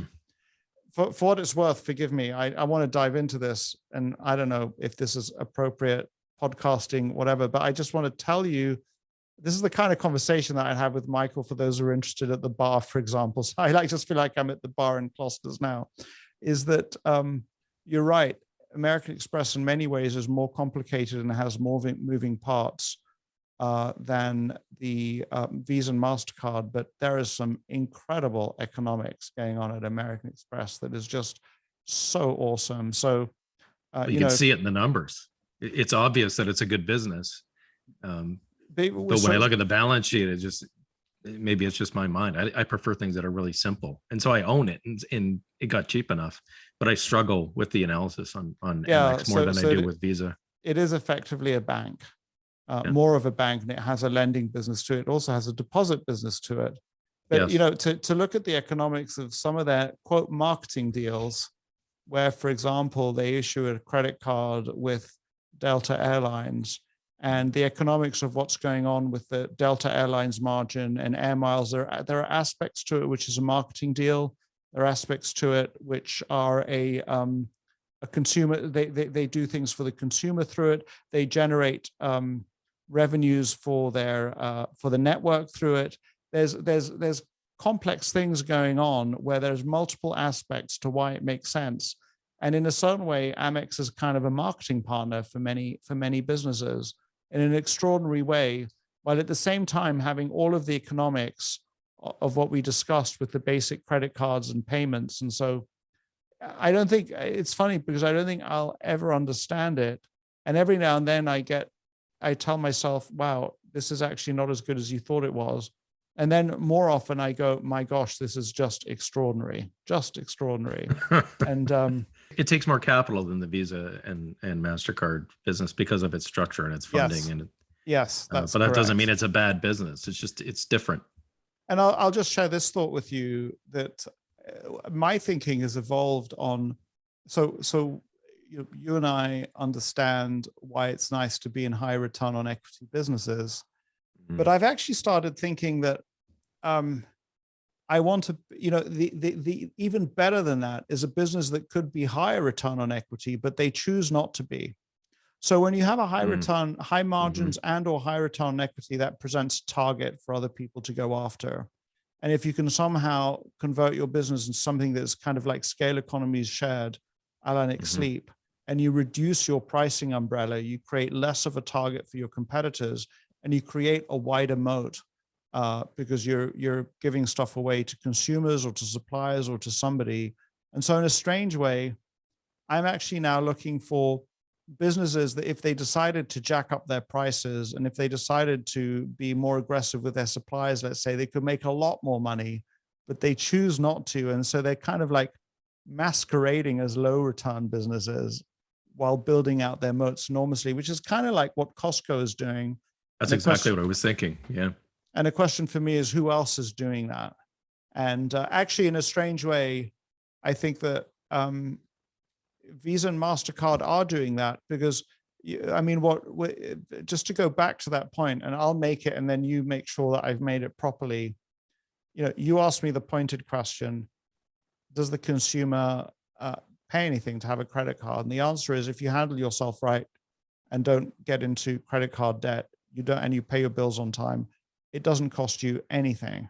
So actually, you could, and you realize that of the total merchant discount, a tiny sliver of it is being taken by 20 basis points by Visa and Mastercard. The balance of that merchant discount is being transferred over to the banks for the risk that they're taking on non-payment and fraud and all sorts of things. And so you could argue that Visa and Mastercard are a front for the banks with the merchants. Yeah, maybe. I mean, when you look at where Visa and MasterCard really compete, it's to get people issuing their cards with their credentials. So they compete for the banks. And I think they won't say this, but if they had, they want to make sure that the issuing banks are happy more than they want to make sure that the merchants are happy. They want to make sure that, they just got into a dispute. Visa got into a dispute with Amazon in the UK, I believe, where Amazon threatened to not allow Visa credit cards. And I mean, that was the third leg of, they'd been fighting in Australia and I think Singapore. So from time to time, merchants revolt. And if they're big enough, they try and use their power like Amazon can. But are they a front for the banks? I don't know. They're tied at the hip. I mean, I don't have an answer for it. Something that I don't understand. I mean, the larger merchants do get a better deal from Visa and Mastercard. Why do they have to go the litigation route? Because Visa and Mastercard will deal with the big merchant in a different way. What is it? It's hard because when you're Visa or Mastercard, it's an odd system where they set the interchange rate depending on the channel or the type of payment. And so they want to, any change that they make to those rates, and you can look at the rate card, they're available online. Anytime they make that change, it affects every single bank that issues a card. Right. And so, it's not really changing their economics. It's changing the economics of another stakeholder within the ecosystem. Right. And so their job is really to balance, how do I make sure my banks are happy and the consumers are happy without making merchants too angry because they're the ones funding it. Yeah. And so, ultimately Amazon being Amazon and given its scale, they came to a resolution quietly, as I thought they would in the UK. And I don't know the economics. I'm sure they got some kind of a price break because of their algorithms and lower fraud and all that. But subsequent to that, Visa increased the rates on many other large merchants in different categories. So I think they have to be really careful that they want to keep their bank issuers happy. Visa and MasterCard aren't going to compete on price. Where they compete is when Costco puts out its request for proposal for a new card, and you want that business, you want to capture Costco and all their members as card holders. You provide incentives at the time of renewal, and that's where they compete, and they'll compete around the edge. Yeah. But they're not going to undercut each other. It's a rational oligopoly. I think that, it's fascinating for me that people who are really very knowledgeable and sophisticated financially often, I think, get some basic aspects of the payments industry wrong. Yes. And I'm not saying that I understand more than them, but I'm very confident that they get some things wrong, and I can see that that's wrong, even if I don't understand everything myself. And it's funny because it attracts people, or attracts opinions where people are very self-confidently wrong, kind of the Yes. way Chamath was. I mean, he genuinely believed what he was saying, and he was certainly not getting many aspects of the industry. I mean, I'll before we turn to a couple of questions about mathematics, which is what we're going to close this out on. Gosh. The statistic that I saw, I don't remember if it's Visa or Mastercard, 10,000 banks are connected into those payment networks, more than 10,000 banks. Yes. And you can imagine a bank has a minimum of 1 million customers and has all sorts of things going on, and 10,000 banks. It's an enormous number. The size of the network probably rivals the telephone network or the mobile phone network. If you think of, and it's worth saying that to the extent that Visa or Mastercard are signing up, they'll sign up a company that themselves sign up merchants. So they don't actually know how many merchants they're signing up. They're just signing up an aggregator of merchants. They don't actually know how many interconnects there are. It's kind of insane. Think about that. Think about how many banks are connected to that and how many merchants are already in their ecosystem. To recreate that as a new fintech or buy now, pay later provider, to have to go around to each of those merchants in the case of buy now, pay later, or to get to the consumer without having to go through those banks is very hard to replicate. And I don't know who came up with this, but there's something about the power of a network increases to the square of the number of nodes, and so they've got this incredibly powerful machine. And so they're just wonderful businesses. You'll really enjoy James Currier's work on the network effects encyclopedia, and I'll make a note to send it to you. So please, I'm so grateful to you for spending time with me in this way, and with whoever decides to eavesdrop in on this conversation. For everybody, I did not let Michael know that I was going to ask him this question. If there are aspects of mathematics, what do you miss most about the time that you were studying mathematics? What topics in mathematics were most inspiring to you? That's interesting. I think it was the certainty. I mean, calculus was my thing, and I was good at it, but I didn't want to be a professor. And I liked the market and I liked money. But you just knew there was an answer. And calculus in particular, for me at least, it was about pattern recognition. And the more you did it, and the more ways you find to solve a differential equation or an integral, I could just see it. I don't know how to describe it, Guy. I could just see it. And there was a certainty to knowing that you got the right answer. And one of the challenges as an investor, as you would know, is you're making decisions based on imperfect information, and sometimes it's impossible to know. We're playing in probabilities, right? And that's very uncomfortable to someone that comes with a mathematical background that loves the beauty of mathematics and the certainty. And the world is messy, and business and capitalism and the world are messy places. And so it's very different. And so it's comforting to, go back to when I was studying calculus, and it was fun. Like I liked it because I was good at it. Now I forgot most of it because it hasn't been useful to me. But to me, it was just that certainty. It just made me feel good. I don't know how to describe it.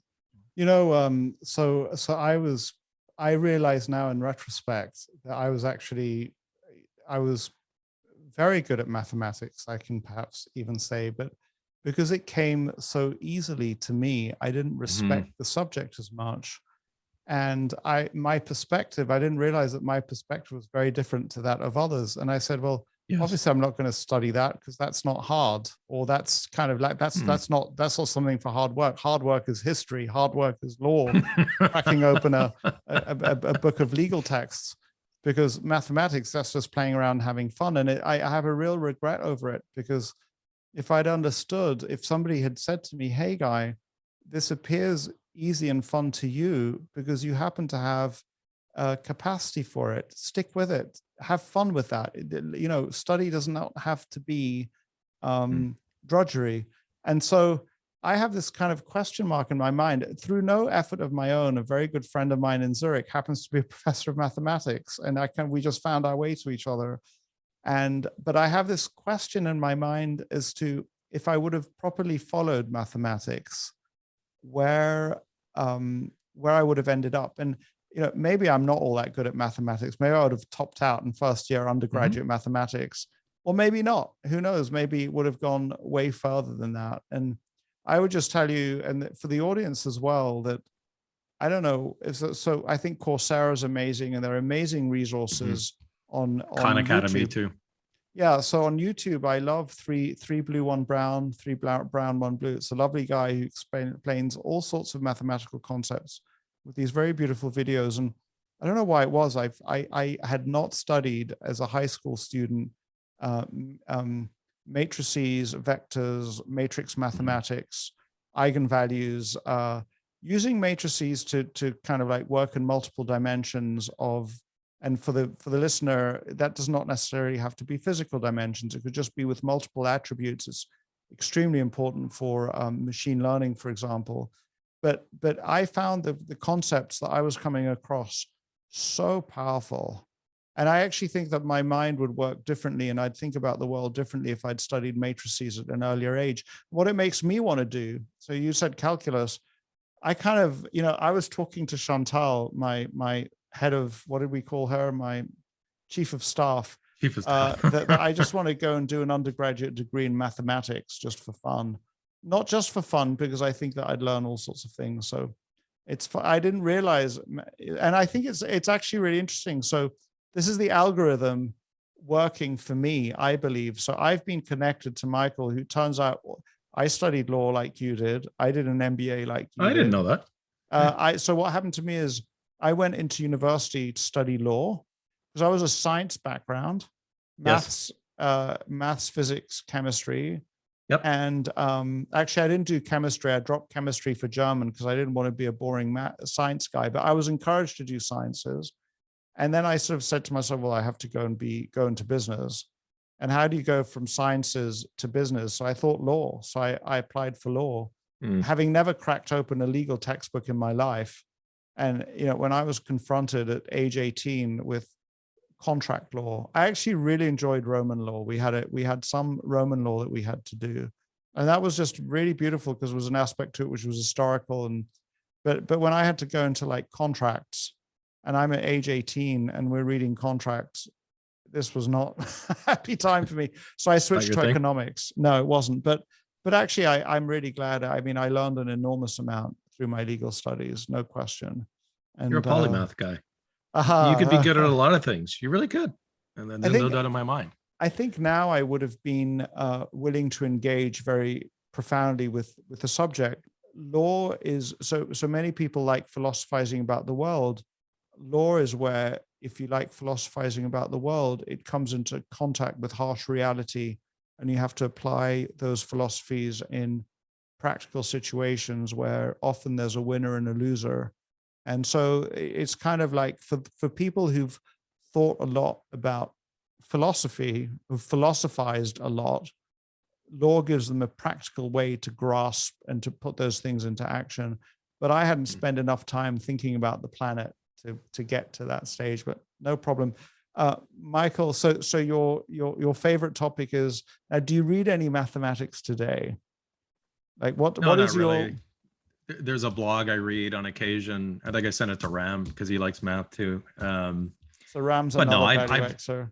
Yeah, no, I've lost most of it, to be honest. And I'm not as quick with the numbers in my head. I'm certainly no Buffett where I can do these investing calculations in my head. But I'm numerate and you know, I can do the basic math. But no, I've always found it interesting.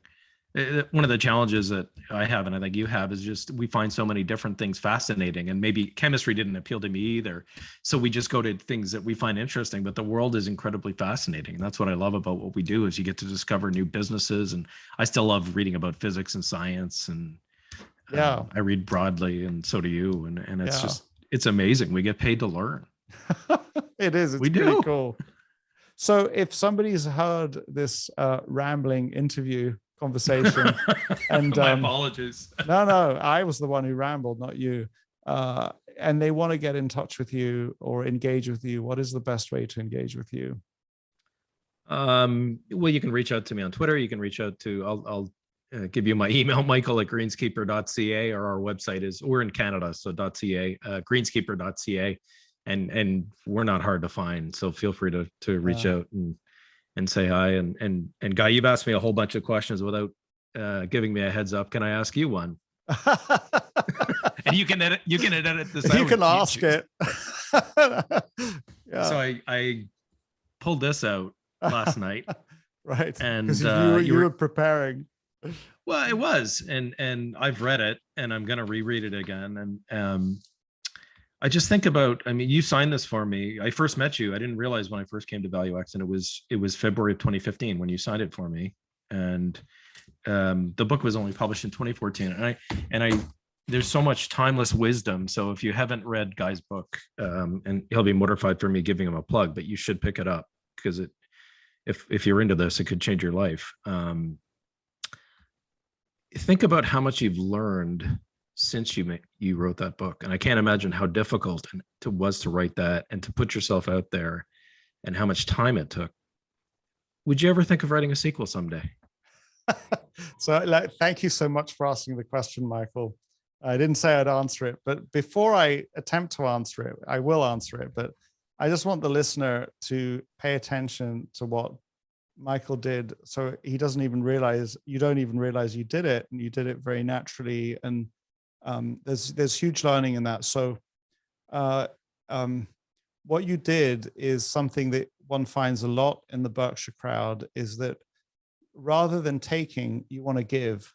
And so rather than turn, I mean, I've ad-libbed quite a bit through this conversation. I haven't just asked questions, but you actually threw the spotlight back on me. So I'm trying to throw the spotlight onto you by saying, how can people get in touch with you? And you're like, yeah, well, you sort of mumbled your email, and you said, oh, I'm available on Twitter. Makes me uncomfortable. So it's this fascinating thing, because it's a beautiful quality, and it's you know, as a friend of yours, you certainly should put your email into more documents, let people get in touch with you. It's not crass marketing. It's just allowing people who want to engage with you to engage with you. But there's this idea of, if you, and I express this idea at ValueX, and so everybody we talk to is on our team. And if we can make them successful, we'll end up being successful. And what you want to be is, you want to get into a team where everybody's helping you. It's often far easier to help somebody else get successful than it is to help yourself. So you want to get into situations where you're helping the people who'll become your friends, if they're not already your friends. And then they will, and that they will also help you, which is kind of what you did by turning the spotlight on me. So I just wanted to thank you for doing it. I also wanted everybody who's paying attention to this, who's eavesdropping in, to see how naturally Michael did that. And I just find constantly, I miss opportunities to do that in my life. And every time I do it, it never diminishes me. It usually doesn't cost me anything, and creates an enormous amount of fun. Very brief story on that front. I'm at an event that is on the outskirts of the World Economic Forum. And there's a guy at my table where we're asked to discuss something at the table. And then one of the people at the table has to report to the room. And there were some very powerful and people in the room, people you would want to have hear your voice. And there are 2 or 3 or 4 middle-aged people. And then there was a young man who can't have been more than 21, 22. And I thought, wouldn't it be fun, because we'd be jostling between ourselves as the older men, who was going to report to the room? Why not give the opportunity to the young man? And he was up for it. And so I pushed for that, and he did it. 4 or 5 years later, I met the guy at an event, and he reminded me of that. And he told me that it was a huge impact on him. His voice was heard in this room. There were conversations that happened subsequently. And so when you turn the spotlight on somebody else in an environment where people want the spotlight on themselves, the benefits can come, years down the road. So it's just interesting. Thank you for doing it. Answer to the actual question that you asked is that, so I did put myself out there. I didn't realize that actually in a certain way by doing that, I was saying goodbye to anonymity. And, it's a bit like one's virginity, before, songs of innocence and songs of experience. So when you're innocent, you want the experience. And when you have the experience, you mourn your loss of innocence. And Yes. so I gave away the innocence of being anonymous, and I benefited enormously as a result. But people know the person who wrote the book. They don't know the person I am today, which is like almost 10 years down from writing the book. So there is a basis for writing kind of like a follow-up. There are two possible reasons why I would not do it. One is that by far and away, the most painfully difficult thing that I've done. Yep. And painfully difficult, not because the writing was hard, although that was also hard, but because I realized that in order to deliver value to the reader, I needed to dig deep into myself. And I dug deep into myself. Digging deep into yourself is really painful. And I asked myself, do I really want to do that again? I think that another question that I have is that I really do believe this, and call out to he was not my editor for the book, but Miles Thompson is the producing managing editor of Columbia Business School Press, who has deep knowledge of writers and the craft of writing and the business of writing. And he was the guy who was the editor for Victor Niederhoffer's book, The Education of a Speculator, which provided the inspiration for my book. And he said, look, there are one book people, and so he said, I said to him, I don't think I'll write another book. And he said, yeah, you're probably very right to do that because you're a one book guy. And so, the perspective is every individual on the planet, including you, Michael, has one book in them. And that book is kind of like the memoir, the life story, telling it your way, telling it how you experience the world. And if you have this perspective that every human being is unique, then they have a unique story to tell, a story that's worthy of telling, a story that is worthy of recording, even if it's just for their wife and children, if not for a broader audience. And I'm beyond convinced that I am a one book person. So I think that what I might do is write a kind of second edition where sort of like many of the original chapters are there, and then there's 3 or 4 sort of subsequent chapters added in. What is actually painful for me about your question is that something that I would really fancy myself as being, but I don't think it's the case, is, I mean, I really admire people who've written multiple great books. So, I really admire William Green. William Green hasn't got a spot on us when it comes to mathematics. He can't do jack squat there, but writing, my experiences with William, he's not a genius. Obviously, I'm plugging his book, Richer, Wiser, Happier. But so when you're somebody like William Green, I mean, at the Berkshire meeting, I was very lucky to witness a meeting between William Green and Li Lu. And they had this wonderful conversation that I was a part of. But there are conversations that happen between authors and their subjects, or writers and subjects, that are just kind of like, the unexamined life is not worth living. The perspective of a true writer is just an extraordinary perspective. So not entirely sure that I would have liked to have been George Orwell, but there's an aspect to his life that is just incredible. And so there's a guy called Paul Graham who writes essays that you can read online. He's a venture capitalist. Oh, yes. And he writes these incredibly concise, sort of like there's not an extra word in place, and they're amazing essays, and every one of them teaches. And it really pains me that I think, I'm not saying it's impossible, but the more I live, the more I realize that it's unlikely that I will leave behind a body of essays the way Paul Graham is left behind. but that's just not my skill, you know, and you have to accept different people have different skills. At the end of the day, Warren's work of art is Berkshire Hathaway and the Buffett letters, but he hasn't written any novels. He hasn't written any textbooks. He hasn't written any, well, he has effectively written essays. The long story is, I'm pretty sure that I did call myself author. When I do a bio, I call myself author, but it's the author of one book. And I think it would be presumptuous of me to call myself, quote, a writer, much as I would love to really be a writer. So very long answer to a really lovely question that I appreciate you asking. Have I answered it well enough for you? You've answered it very well. And I'd say you don't give yourself enough credit, because you're a writer, you're a teacher. It's an amazing book, and it's intensely personal. And I understand why it would be such a burden to write. And, you know, how difficult it would be to do another one. And when you talk about the anonymity, or you know, I saw it in your reception in Omaha, that, you know, there are people 5 deep trying to get at you, and you're always on. And as an introvert, I mean, I was like, oh my God, why would I want to put myself in that position? So if I ever decide to write a book, I'll make sure it's near my deathbed, so I don't have to. I'll just leave it for posterity.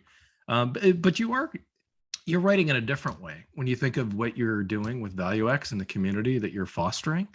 And you said something to me once, that wouldn't it be amazing to look back in 10 or 20 or 30 years at this group and then just see how everyone's done. And so to me, that's your painting, to go back to what Warren has done, you know, in addition to your book. That's kind of, you know, maybe ValueX wouldn't have happened if it weren't for the book. But this community that you're continually building and people that you're helping, I mean, maybe that's your painting, Guy. Maybe. And so you've done incredible things, and I'm eternally grateful for having fallen into your orbit, because you've taught me a lot. Well, that's very kind. You realize, Michael, it's just long-term greedy. So I don't think you have an agenda. You're not Machiavellian. You know, I think I said it. I don't know if you're in the talk, a brief talk. So, you know, it's not a necessary outcome for my life, but I ask myself, you know, would it be nice to be, you know, oligarch, Warren Buffett, Bill Gates style wealthy? Of course, it would be fabulous if any one of us, if let's say, speaking for myself, if I were to get there. But how miserable and lonely to get there on your own. I don't know much about Sumner Redstone, but if I understand correctly, he didn't have many friends. And we know the story that Warren's told, that, you know, all these people went to this guy's funeral because they wanted to make sure he was really dead. But, you know, consider another way around is that, and I really do, you know, I don't ever want to own a mega yacht, but how cool would it be if I had a number of friends who owned a mega yacht, and not fast friends that I made because I met them at some fancy event and I was trying to get invited on their boat. But what if we got to 20 years time and 10 long-standing members of ValueX are so fabulously wealthy that they have incredible lives, and because their friends at ValueX go back all these years, and we've had all these amazing conversations at bars and on ski slopes and what have you, those are their real friends. And so how do you get to there? And in a certain way, that's, I guess, part of my life. It's not my mission, but it's a goal for me to do my very best when I look back on my life 20, 30 years from now, to know that I had a really good shot at that. And so, you know, and so that's kind of, it is a kind of a long-term greedy, but it's, so what I found with, when I analyze decisions or actions that Warren Buffett has taken, that there's a kind of a stacking of logic. It makes sense on multiple different levels and in multiple different perspectives. And I sometimes wonder if maybe that's one of his decision heuristics, that he does something not when there's one reason for it to make sense, but when there's 3 or 4 reasons for it to make sense. So it's a nice time at ValueX. I get to learn about investing. I get to hang out with a great group of people. And I also get to build this possible future outcomes. There's a kind of multiple ways in which that stacks up. Yeah, but thanks for saying it. So I'll turn the last question on you.